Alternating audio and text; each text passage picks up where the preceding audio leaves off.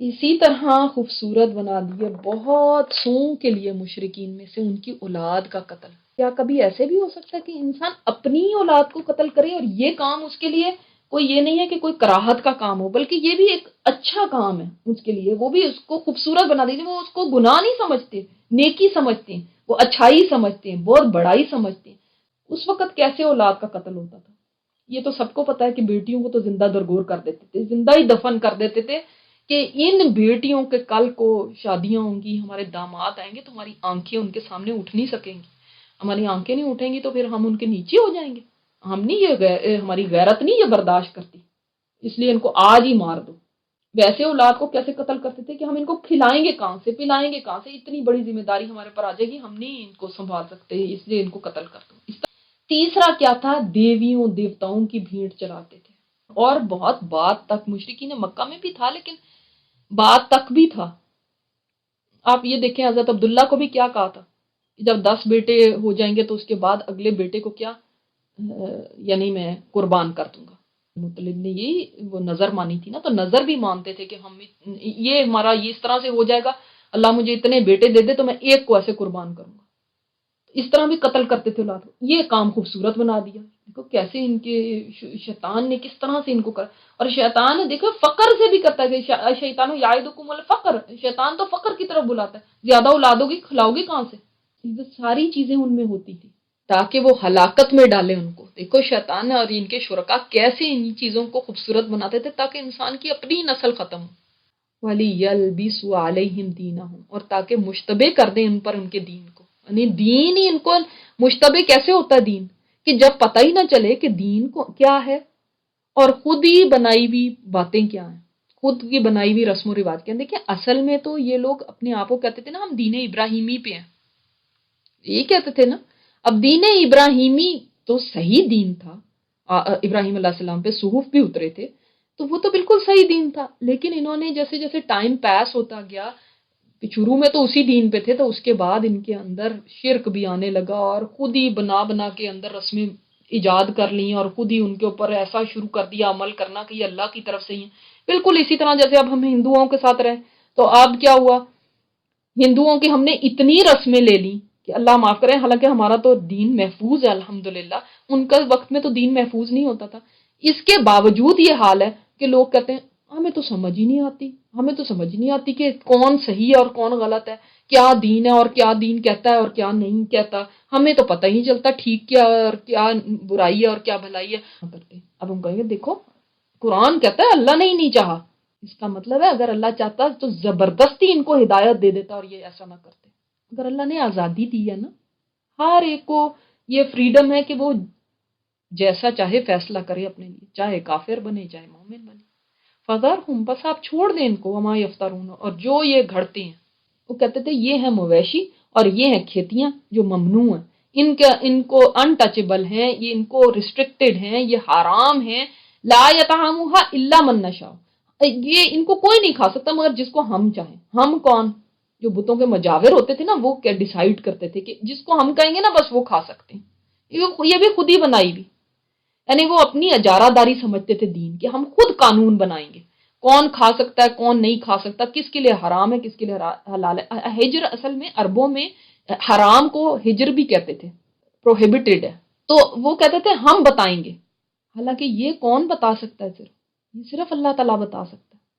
اور بزعمہم، اپنے گمان کے مطابق، وانعام، اور کچھ مویشی ہیں، حرمت ظہورها، ان کی پیٹھیں بھی حرام کی گئیں، یعنی پیٹھیں حرام کی گئیں کا مطلب کیا ہے، یعنی ان کے پر سوار نہیں ہو سکتے، سواری نہیں کر سکتے، رائڈ نہیں کر سکتے، ان کو پیٹھ پہ رائڈ کرتے ہیں نا۔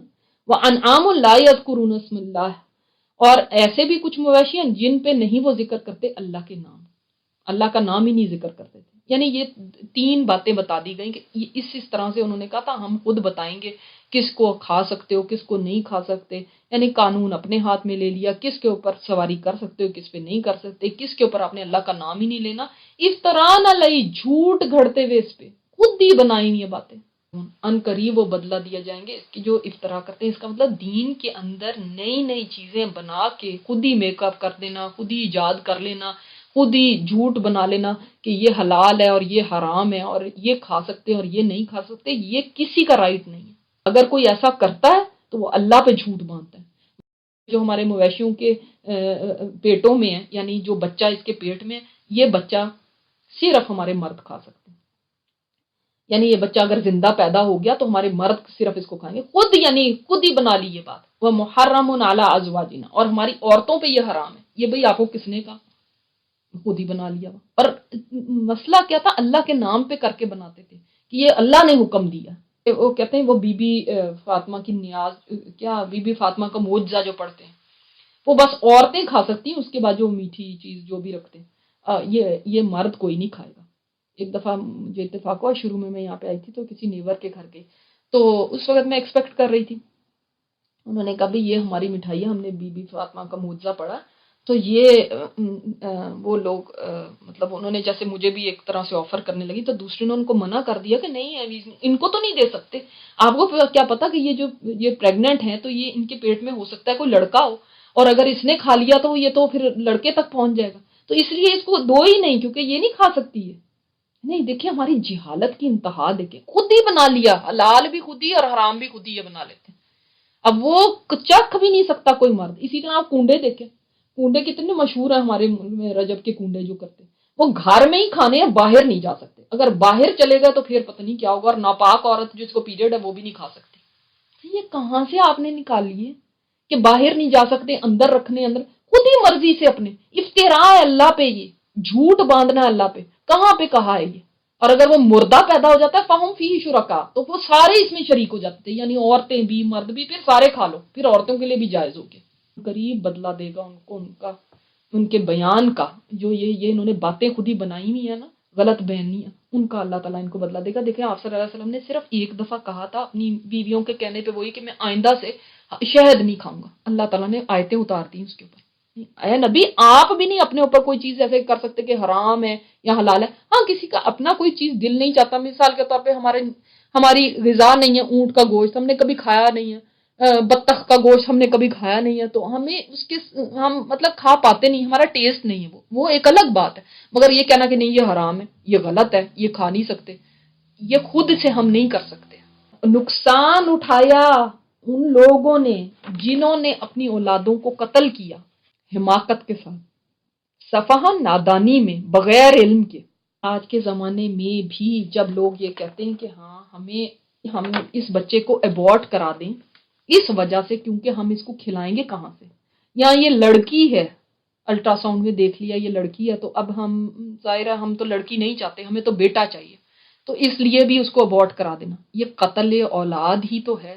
دیکھو شیطان نے کیسے اس کو مزین بنا دی کہ انسان اپنی بچے کو مار دے، اپنی اولاد کو. آج ہم اتنے سیولائزڈ ہونے کے باوجود جب ہم یہ دیکھتے ہیں کہ نہیں ہمیں بس یہ اس بچے کو گرا دینا ہے، تو وہ کیا ہے؟ وہ قتل ہے. اور حرام قرار دیا اس کو جو اللہ نے رزق دیا ان کو، اس کو خود ہی حرام قرار دے دیا. یہ بھی خسارہ پانے والے ہیں جنہوں نے ایسا کیا کہ اللہ تعالیٰ نے تو تمہیں کھانے کے لیے دیا ان چیزوں کو، اور یہ کہتے ہیں نہیں یہ حرام ہے، وہ حرام ہے، وہ حرام ہے. خود کیسے تم حرام بنا سکتے؟ خود ہی خود تم نے فیصلے کر لیے. یہ بھی ایک خسارہ ہے، ایک ظلم ہے. اور اللہ پہ جھوٹ گھڑتے ہوئے، یعنی یہ اللہ نہیں کہا ہے جی، اللہ نہیں حرام کر دیا. ایک بھٹک گئے وہ، اور تھے ہی نہیں وہ ہدایت پانے والے جنہوں نے ایسا کیا. انہوں نے اپنی غلط رسم و رواج کی وجہ سے کیا یا انہوں نے کسی وجہ سے بھی کیا، مگر یہ ہدایت پانے والے نہیں. اللہ ہی وہ ذات ہے جس نے دیکھو تمہارے لیے کیسے پیدا کیے. انشاء گریجولی، بتدریج پیدا کرنے والا ہے اللہ تعالیٰ جنات، باغات کو. اب باغ ایک دن میں نہیں بن جاتا، یا پھل ایک دن میں نہیں، جیسے آج رات کو نہیں ہے تو اگلے دن پکا ہوا پھل پڑا، ایسے نہیں. دیکھو پہلے چھوٹا سا وہ آتا ہے، اس کے اوپر بھور سا آتا ہے، پھر اس کے بعد پھر وہ پھل بنتا ہے، پھر کیسے وہ پکتا ہے، بڑا ہوتا ہے. گریجولی اللہ تعالیٰ اس کو کیسے وہاں تک پہنچاتا ہے کہ تمہارے لیے تیار ہو جائے. اس نے باغات کے باغات پیدا کیے، معروشات اور غیر معروشات. اس میں ایسے بھی پھل ہیں جو کہ بیلوں کے اوپر چڑھتے ہیں، جیسے انگور کی بیل ہے یا اور بیلیں ہیں، اور ایسے بھی پھل ہیں جو کہ بیلوں کے اوپر نہیں چڑھتے.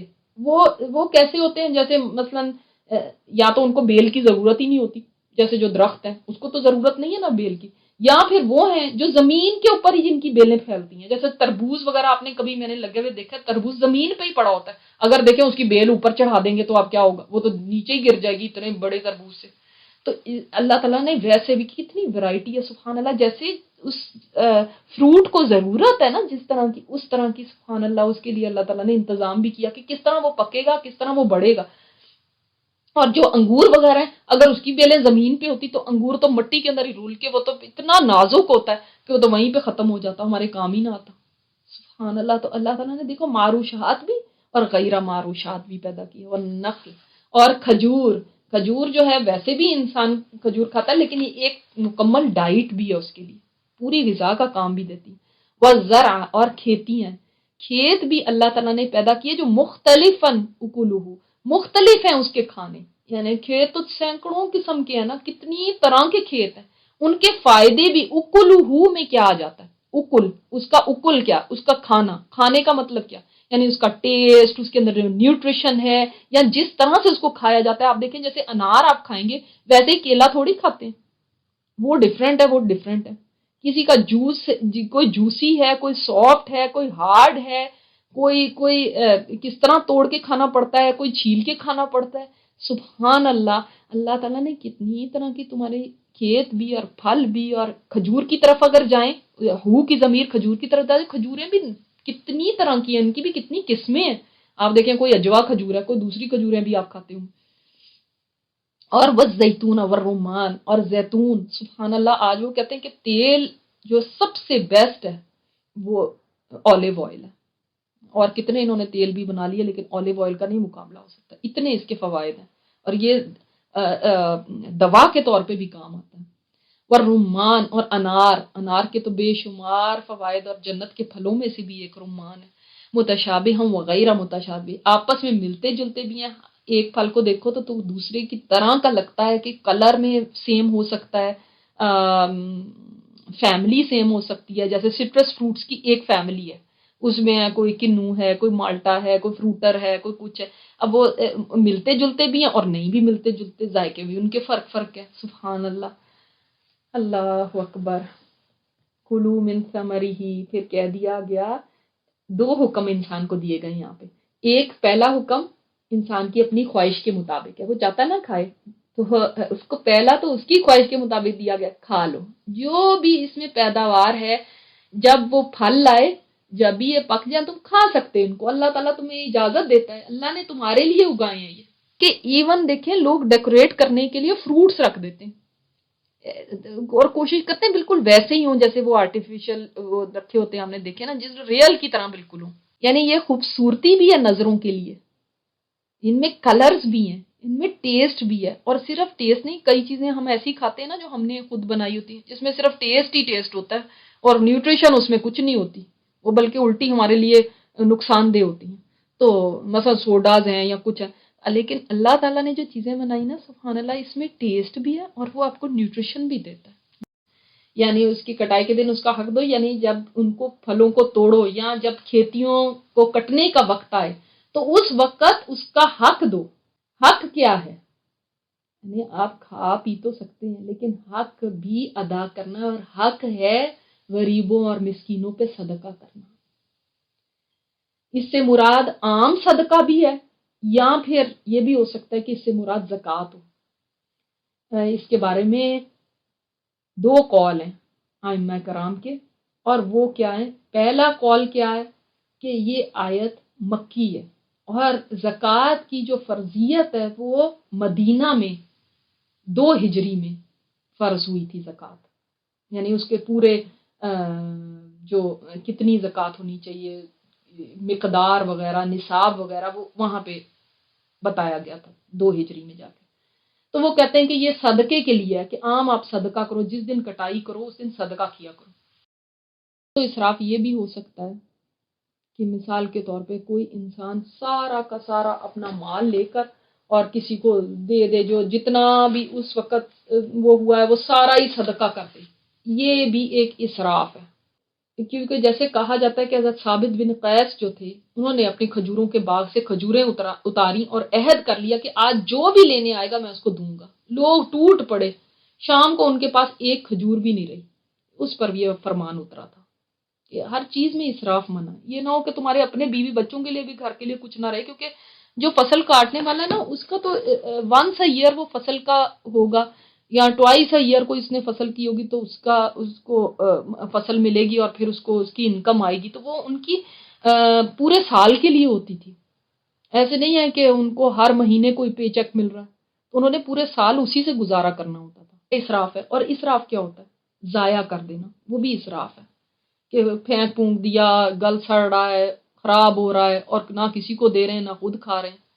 اسی طرح یہ بھی اسراف ہے کہ جب آپ کو اس کی انکم آئی، اب آپ نے اس فصل کو بیچا، اس کی انکم آئی، تو اب ساری اڑانا شروع ہو گئے ادھر ادھر.